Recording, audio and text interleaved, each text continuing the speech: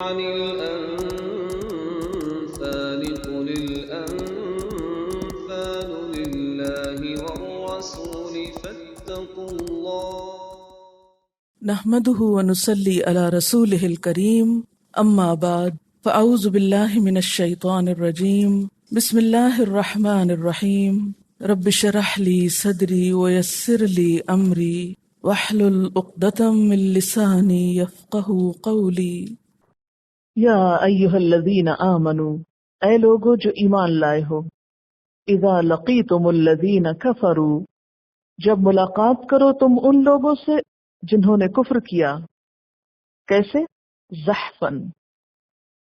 زحفن کا کیا مطلب ہے؟ زحفن کہتے ہیں پاؤں گھسیٹنے کو۔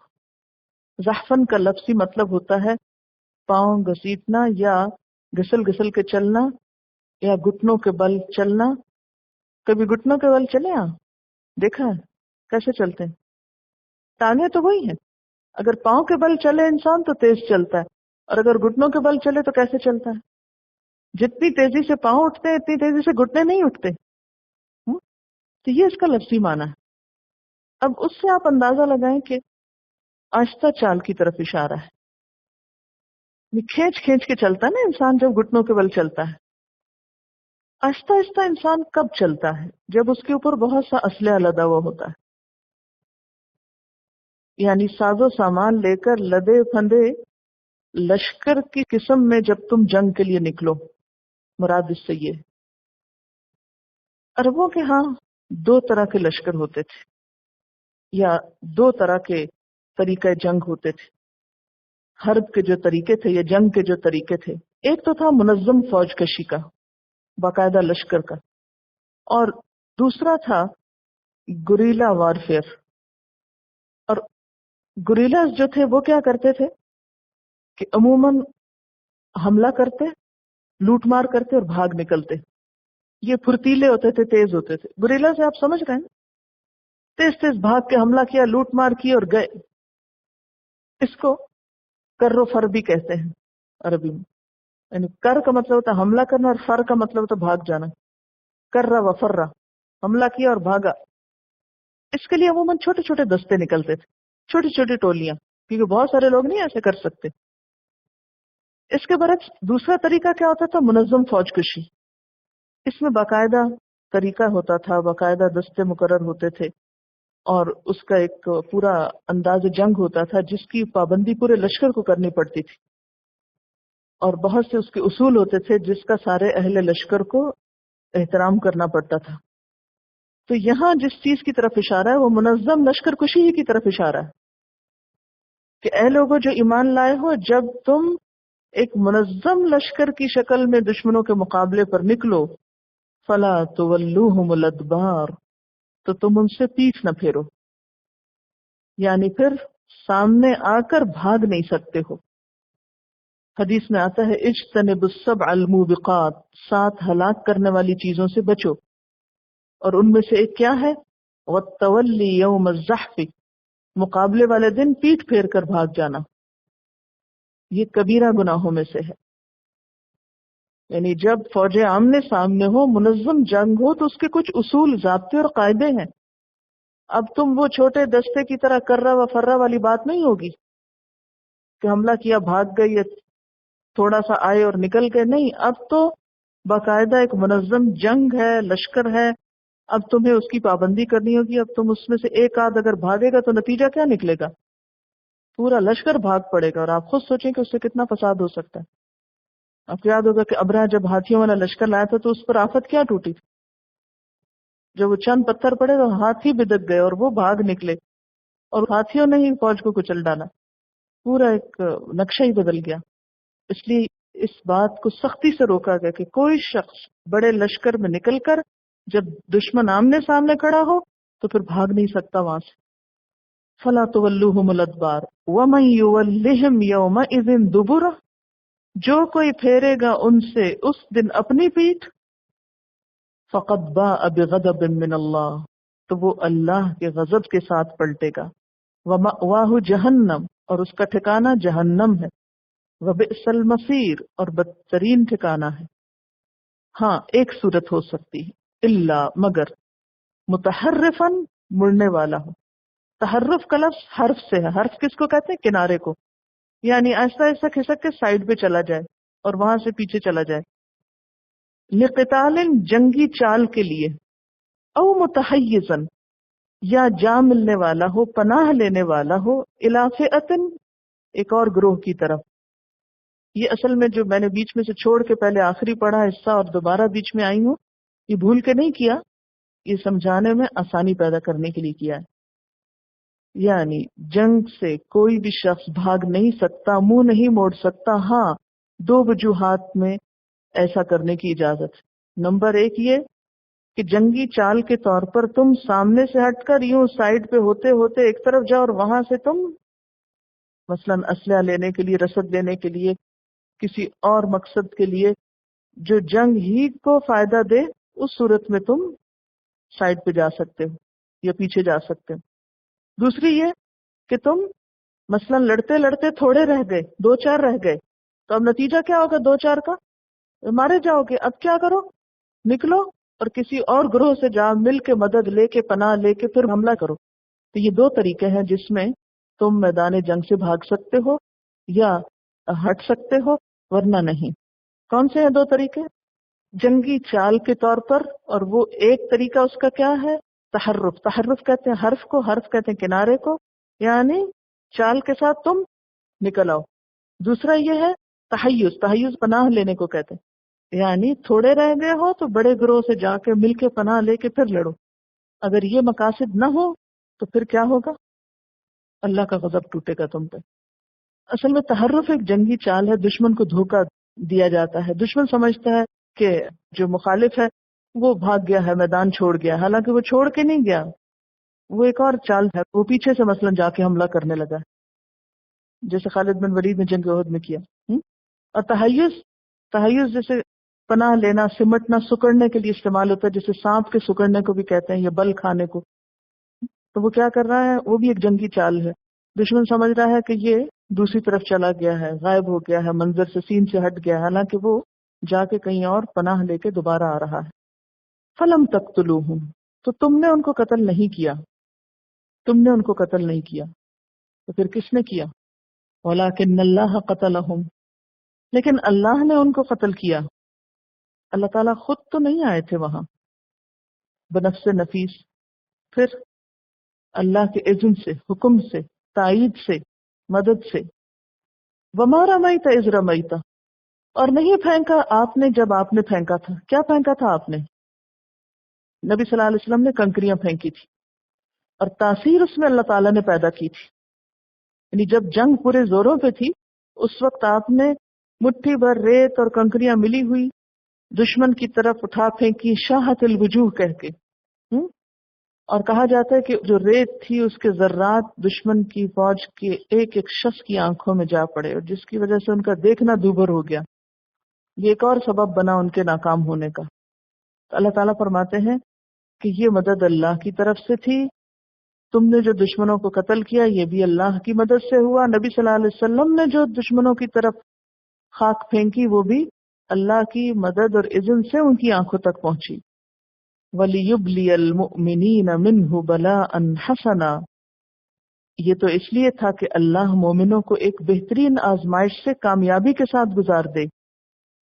بلاءً کا معنی یہاں نعمت ہے، یعنی اللہ کی یہ تائید اور نصرت اللہ کا انعام ہے جو مومنوں پر ہوا. بلاءً حسنا، ان اللہ سمیع علیم، بے شک اللہ سننے والا جاننے والا ہے.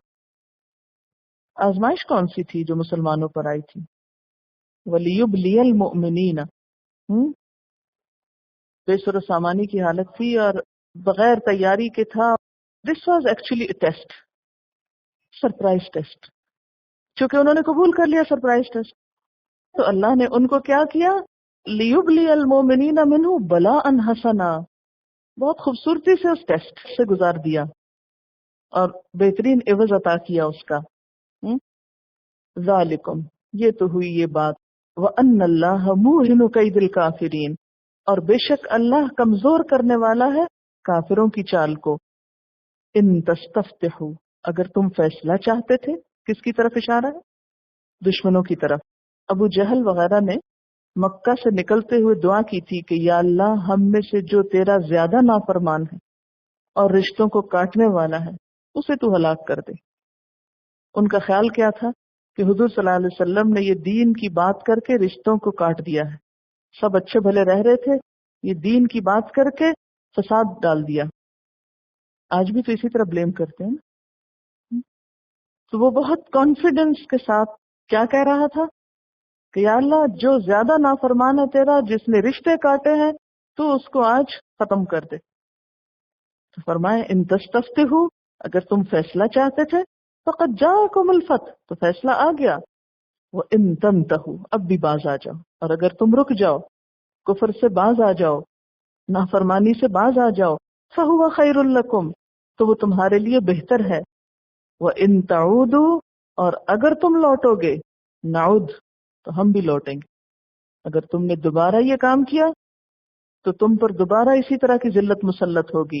وَلَن تُغْنِيَ عَنْكُمْ فِئَتُكُمْ شَيْئًا، اور تمہارے یہ جتھے تم کو کام نہ آئیں گے، ہرگز فائدہ نہ دیں گے۔ ہم تم سے ڈرنے والے نہیں، نہ تمہاری تعداد سے، نہ تمہارے اسلحے سے، نہ کسی اور چیز سے۔ وَلَوْ كَثُرَتْ، خواہ کتنی ہی کثرت ہو ان سب چیزوں کی، یعنی تمہاری تعداد کی، نفری کی، اور باقی تیاری کی کتنی بھی کثرت ہو۔ وَأَنَّ اللَّهَ مَعَ الْمُؤْمِنِينَ، اور بے شک اللہ مومنوں کے ساتھ ہے۔ اور مومن کے لیے اگر اللہ ساتھ ہو تو پھر کوئی کام مشکل نہیں ہوا کرتا۔ کیا غم ہے جو ہو ساری خدائی مخالف، کافی ہے اگر ایک خدا میرے لیے۔ ہمارا غم کیا ہونا چاہیے، فکر کیا ہونی چاہیے کہ جس کے راستے میں ہم نکلے ہیں وہ قبول کر لے۔ اگر کوئی کام اسے پسند آ گیا پھر کوئی غم نہیں، خواہ سارے ہی ریجیکٹ کر دیں، اور اگر اس کو پسند نہیں اور ساری دنیا میں بھی مقبولیت ہو گئی، کچھ فائدہ نہیں۔ یہ ہے اصل میں خلاصہ ساری گفتگو کا۔ وَأَنَّ اللَّهَ مَعَ الْمُؤْمِنِينَ یا ایھا الذین آمنوا، اے لوگو جو ایمان لائے ہو، اطیعوا اللہ، اطاعت کرو اللہ کی، ورسولہ، اور اس کے رسول کی، ولا تولوا عنہ، اور نہ تم منہ موڑو اس سے، وانتم تسمعون، حالانکہ تم سنتے ہو۔ یعنی اللہ تعالی کا حکم رسول اللہ صلی اللہ علیہ وسلم کی زبان سے سن کر اس کی اطاعت کرو، نہ کہ سننے کے بعد سنی انسنی کر دو یا منہ موڑ لو۔ پھر مزید فرمایا وَلَا تَكُونُوا، اور نہ تم ہو جاؤ كَالَّذِينَ قَالُوا سَمِعْنَا، ان لوگوں کی طرح جنہوں نے کہا کہ ہم نے سن لیا، وَهُمْ لَا يَسْمَعُونَ، حالانکہ وہ سنتے نہیں ہیں۔ کچھ لوگ صرف زبان سے کہتے ہیں کہ ہم نے سنا ہے، حالانکہ ان کا عمل یہ بتاتا ہے کہ انہوں نے کچھ نہیں سنا۔ کیوں؟ اس لیے کہ جب کسی بات کے سننے کے بعد انسان کا جواب اس کے مطابق نہ ہو، خواہ زبان سے یا عمل سے، تو یہ رویہ کیا ظاہر کرتا ہے کہ گویا سننے والے نے کچھ سنا ہی نہیں۔ سنتا کون ہے؟ جو جواب دیتا ہے۔ جو جواب نہ دے گویا وہ سنتا ہی نہیں۔ تو مراد اس سے یہ ہے کہ جس نے آپ صلی اللہ علیہ وسلم کی بات سنی پھر اس کے مطابق عمل نہ کیا، اطاعت نہ کی، گویا اس نے سنا ہی نہیں۔ ان شر الدواب، بلا شبہ بدترین جانور، دواب دابہ سے ہے، عند اللہ، اللہ کے نزدیک، الصم البکم، بہرے گنگے، الذین وہ لوگ، لا یعقلون جو عقل نہیں رکھتے۔ اللہ کے نزدیک بدترین قسم کے جانور وہ بہرے گنگے لوگ ہیں، یعنی انسان ہیں جو عقل سے کام نہیں لیتے۔ یہاں ان انسانوں کو جانوروں سے بھی بدتر قرار دیا گیا ہے جو احساسات سے خالی ہیں، جو اپنے سننے اور بولنے کی حس کو استعمال نہیں کرتے، جو حق بات سنتے نہیں، حق بات کہتے نہیں، ان کے کان اور منہ حق کے لیے بیکار ہیں۔ بات یہ ہے کہ انسان کے سامنے جب حق بات پیش کی جائے، ایک رویہ یہ ہو سکتا ہے کہ انسان اپنی صلاحیتوں کو حق کے سمجھنے کے لیے استعمال کرے، کیونکہ یہ صلاحیتیں بھی اسی نے دی ہیں جس نے حق کو بھیجا ہے، اور ان صلاحیتوں سے فائدہ اٹھاتے ہوئے حق کو پہچانے اور اس کے مطابق عمل کرے، اور اگر وہ ایسا نہیں کرتا تو پھر اس کا سننا جانوروں کا سا سننا ہے۔ پیچھے بھی آپ پڑھ چکے ہیں کہ کچھ لوگوں کو اللہ تعالیٰ انعام سے بدتر قرار دیتے ہیں، کیونکہ ان کے بھی دل ہیں، لہم قلوب لا یفقہون بہا، جن سے وہ سمجھتے نہیں، وَلَهُمْ أَعْيُنٌ لَا يُبْصِرُونَ بِهَا، اور ان کے لیے آنکھیں ہیں جن سے وہ دیکھتے نہیں، وَلَهُمْ آذَانٌ لَا يَسْمَعُونَ بِهَا، اور ان کے کان ہیں جن سے وہ سنتے نہیں۔ أُولَئِكَ كَالْأَنْعَامِ، ایسے لوگ انعام یعنی مویشیوں کی طرح ہیں، بل ہم اضل، بلکہ ان سے بھی زیادہ گمراہ۔ أُولَئِكَ هُمُ الْغَافِلُونَ، ایسے لوگ غافل ہیں۔ یہاں پر لا یعقلون کہا گیا، وہاں غافلون کہا گیا، تو غافل کون ہوتا ہے؟ جو عقل استعمال نہیں کرتا۔ سوال یہ پیدا ہوتا ہے کہ انسان کیوں نہیں سنتا، اور کب نہیں سنتا، اور کون نہیں سنتا؟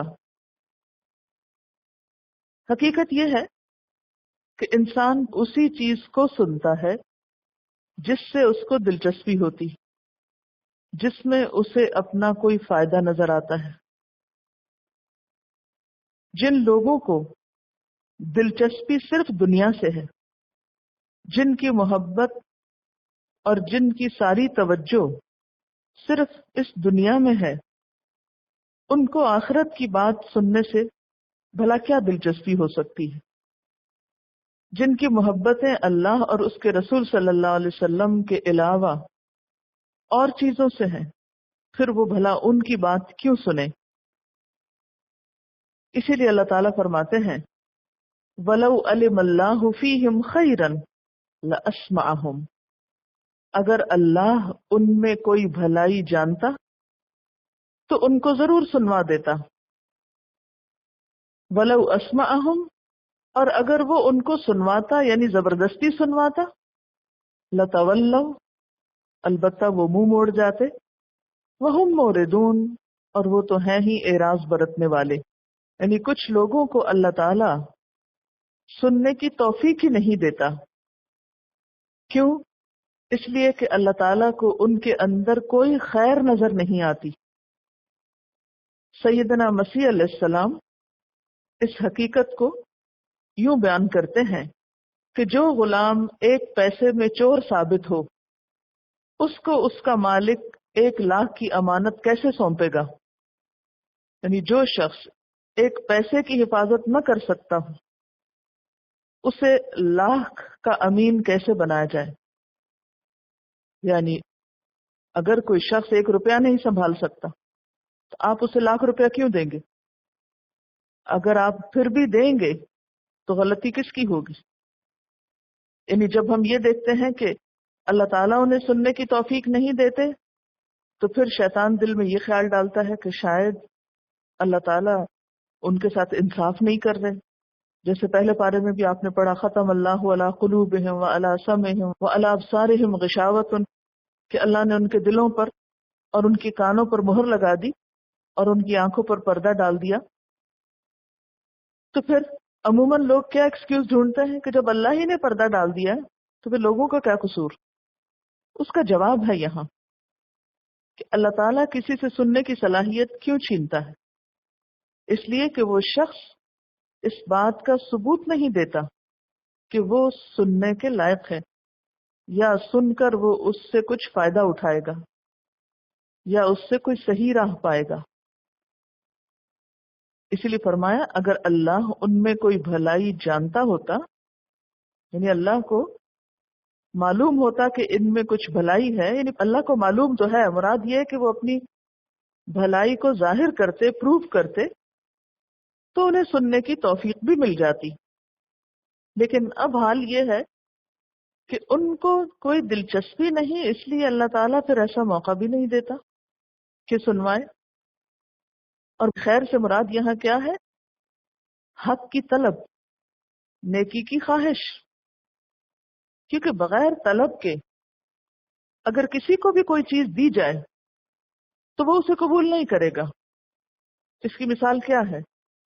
مثلا اگر کسی شخص کو بھوک نہ لگی ہو اور آپ اس کو کھانا کھلائیں تو کیا کرے گا؟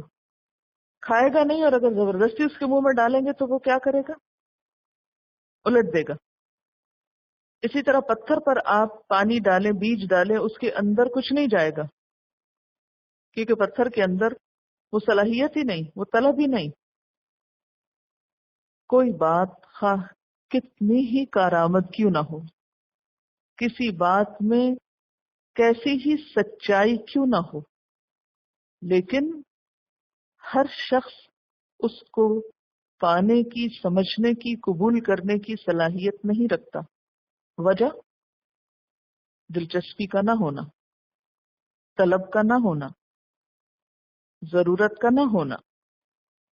اور عام زندگی میں بھی کون انسان بات کو زیادہ بہتر طور پر سمجھتا ہے؟ بصیرت کس کو نصیب ہوتی ہے؟ سننے کے بھی کچھ لیولز ہیں نا، ایک ہوتا ہے محض سن لینا، اور ایک ہوتا ہے سن کر اس سے کوئی نتیجہ نکالنا، اور ایک ہوتا ہے صرف ظاہری آواز کو سننا، اور ایک ہوتا ہے اس کے ہڈن میسج کو بھی سمجھ لینا۔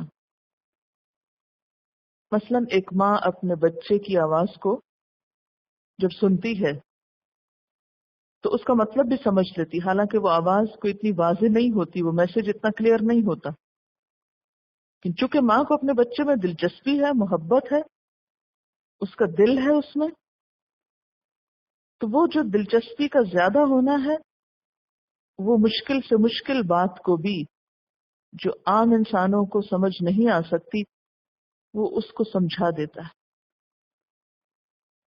تو ایک ماں کا اپنے بچے کی آواز کو سن کر اس کا مطلب سمجھ لینا مختلف ہے اس شخص کی نسبت جو اس بچے کی محض آواز سن رہا ہے۔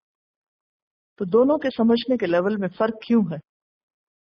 ایک کا اپنے بچے میں دلچسپی رکھنا اور دوسرے کا اس میں دلچسپی نہ رکھنا۔ تو جس شخص کو اللہ تعالیٰ کی ذات میں، اس کی قدرت میں، اس کی صفات میں کوئی دلچسپی ہی نہیں، پھر بھلا وہ اللہ کی بات کیوں سنے گا؟ اس لیے یہاں آپ سب کو ایک نصیحت کرنا چاہوں گی کہ لوگوں کو اللہ کی بات سنانے سے پہلے ان کے دل میں اللہ کی ذات سے دلچسپی پیدا کریں، زمین کو ہموار کریں۔ یہ تبلیغ کی حکمت میں سے ہے۔ عام طور پر ہم ڈائریکٹ بات سنانے کی کوشش کرتے ہیں کہ بس کسی طرح دوسرے کو سنا ڈالیں، پہنچا دیں اس کو۔ ٹھیک ہے، سنانے سے ہی بات بنے گی، لیکن اس سے پہلے اس چیز میں اس کا انٹرسٹ ڈیولپ کریں، اسے اللہ تعالیٰ کی قدرت کی نشانیاں دکھائیں، اللہ تعالیٰ کے بارے میں بات کریں، اللہ کی محبت اس کے دل میں ڈالیں، پھر آپ کو زبردستی سنوانے کی ضرورت نہیں رہے گی۔